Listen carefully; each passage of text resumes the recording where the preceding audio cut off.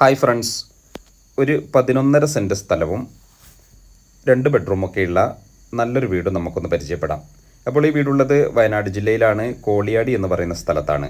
സുൽത്താൻ ബത്തേരിയിൽ നിന്നും ഏകദേശം നമുക്കൊരു 6 കിലോമീറ്ററിനുള്ളിലായിട്ടാണ് നമ്മുടെ ഈ വീടുള്ളത്. വീടിൻ്റെ തുടക്കത്തിൽ നമ്മൾ മണ്ണ് റോഡൊക്കെ കണ്ടു, തൊട്ടടുത്ത് വരെ ടാറിങ് റോഡൊക്കെ വന്ന് നിൽക്കുന്നുണ്ട്. നല്ല റോഡ് സൗകര്യമൊക്കെയുള്ള നല്ലൊരു സ്ഥലത്ത് നിർമ്മിച്ച വീടാണ്.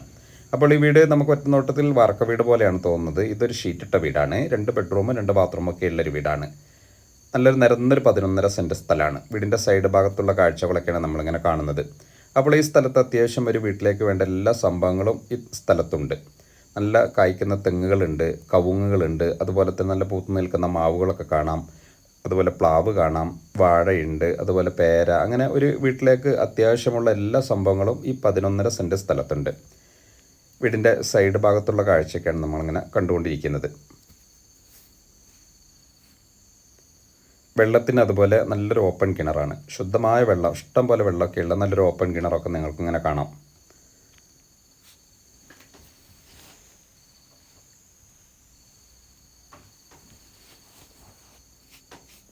വീടിൻ്റെ ബാക്ക് ഭാഗത്തുള്ള കാഴ്ചയൊക്കെയാണ് നമ്മളിങ്ങനെ കണ്ടുകൊണ്ടിരിക്കുന്നത്. അപ്പോൾ ഈ വീടിൻ്റെ ബാക്കിലൊരു ബാത്റൂമുണ്ട്. ഒരു യൂറോപ്യൻ ക്ലോസറ്റൊക്കെ ഉള്ള ഒരു ബാത്റൂമാണ് നമ്മളിങ്ങനെ കാണുന്നത്. വീടിനകത്തൊരു ബാത്റൂമുണ്ട്, സാധാ ക്ലോസറ്റുള്ളൊരു ബാത്റൂമൊക്കെ ഉണ്ട്. അപ്പോൾ ഈ വീടിന് ടോട്ടൽ ചോദിക്കുന്നത് 12 ലക്ഷം രൂപയാണ്. ചെറിയ തോതിലൊക്കെ വില കുറയും. ചെറിയൊരു ബഡ്ജറ്റിൽ നല്ലൊരു വീട് അന്വേഷിക്കുന്നവർക്ക് തീർച്ചയായിട്ടും ഉപകാരപ്പെടും. വീടിൻ്റെ ഉൾവശത്തെ കാഴ്ച എന്ന് കാണാം. സിറ്റ് ഔട്ടിൻ്റെ ഭാഗങ്ങളൊക്കെ നമ്മൾ കണ്ടു. അത് കഴിഞ്ഞാലുള്ള ഹാള്, നല്ലൊരു വൃത്തിയുള്ള വീടാണ്. ഉള്ളിൽ ടൈലൊക്കെ ഇട്ട നല്ലൊരു വീട്. ഒന്നാമത്തെ ബെഡ്റൂമിലൊക്കെ നമുക്ക് ബർത്ത് കാര്യങ്ങൾ, അൽമര കാര്യങ്ങളൊക്കെ ഉണ്ട്. ഒന്നാമത്തെ ബെഡ്റൂം കഴിഞ്ഞാൽ രണ്ടാമത്തെ ബെഡ്റൂമാണ് നമ്മളിങ്ങനെ കാണുന്നത്. അപ്പോൾ ഞങ്ങളുടെ വീഡിയോ നിങ്ങൾക്ക് ഇഷ്ടമായാൽ നിങ്ങൾ ലൈക്ക് ചെയ്യണം, ഷെയർ ചെയ്യണം, സബ്സ്ക്രൈബൊക്കെ ചെയ്ത് പരമാവധി സപ്പോർട്ട് ചെയ്യണം.